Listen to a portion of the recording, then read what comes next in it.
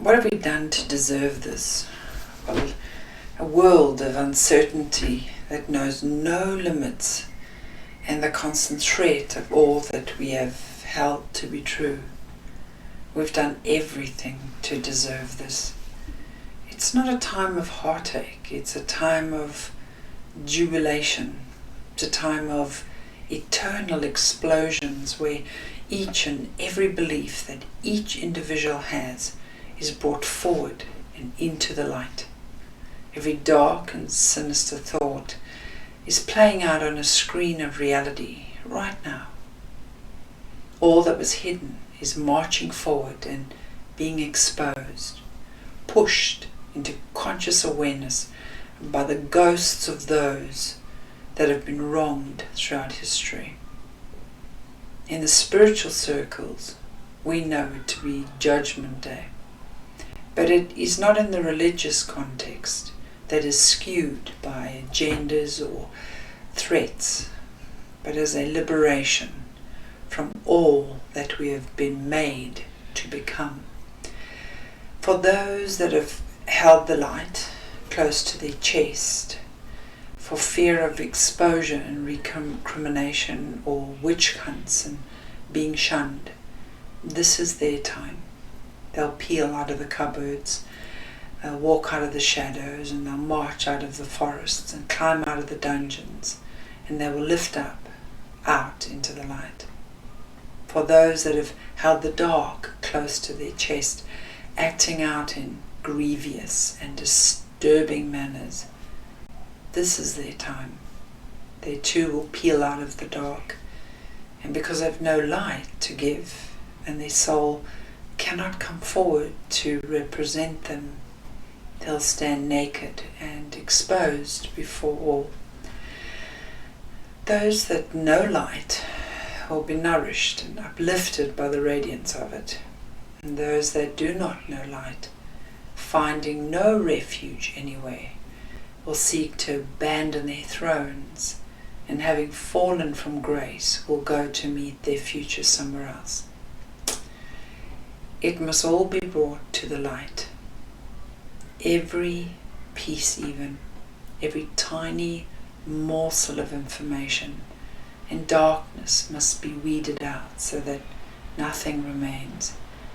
It is only from that place that futures can begin to be seeded, that promises hope and the fulfillment of it. There are many people, or many types of people, and they can be divided into many classes, but right now there are only three that matter. They are not which religion you belong to, they're not the color of your skin or your gender, they're not your political standing, they're not your country, your preferences for food, they're not your wealth status nor your upbringing. There are three categories, for want of a better word, that lie within the context of the world in this moment.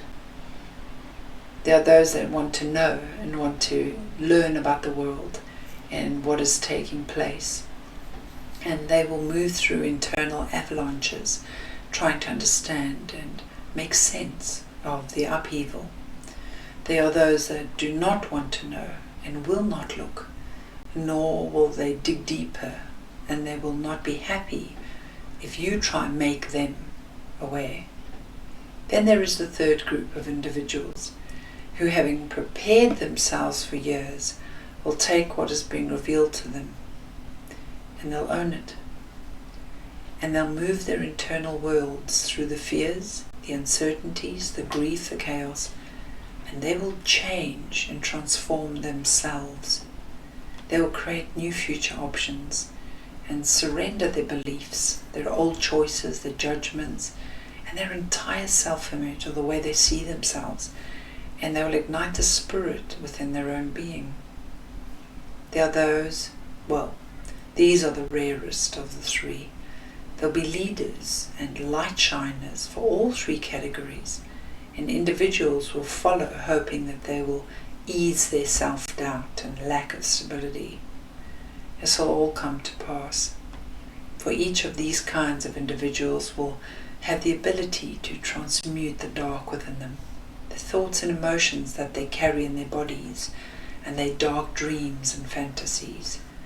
For some, the internal dark and the hidden thoughts, the fears and uncertainties they're too much to bear, and seeing others with their afflictions brought to light will have them succumb to a very mediocre life.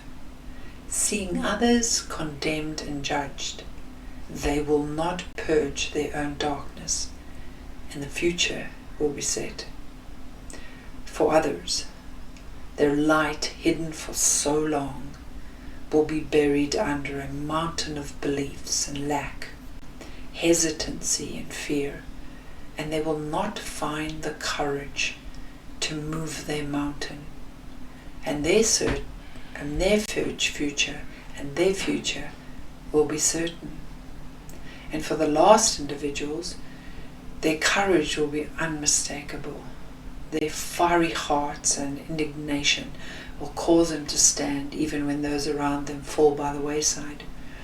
They will hold up their torches and set the skies alight with love and courage, joy and anticipation, fearless and alone, seen as light bearers. They'll make their stand and shine ever brighter. Judgment Day is in each individual's hands. It is ignited by higher power, and each and every person stands before the light. In this life or another, they'll come to terms with what they are, what they've done, and why. And mercy will grant them a reprieve for however long they need until they are ready to face their judgment once again. What matters are the three conditions of the heart, attributed to the three categories. The first, they will have a heart, but will not release the darkness that lies behind it. They'll hold on to their grief and sadness and their loneliness and the guilt. The second, they have no heart, will try everything to move into the future by bypassing the heart, confounding others with words. And the third, they will have a heart and will have done everything they can to clear their heart space with forgiveness, not only for others, but for themselves too. The heart is where judgment takes place. The folly of all of this is most people would prefer that someone else is in charge of judgment. Why? Well, so that if the judgment is right, they can blame that person. So that if the judgment is not right, they can blame that person. Very few want to take responsibility for their own judgment, for their own heart space, the conditions of their thoughts, their minds, for the way they act, for their actions, for their choices and decisions. Very few want to stand before the light and allow themselves to be judged for all those things. They prefer to put that in somebody else's hands so that somebody else can make them feel better, somebody else can carry the burden, lead, somebody else can make the decisions, ease their discomfort. The light bearers know how to stand in the light alone.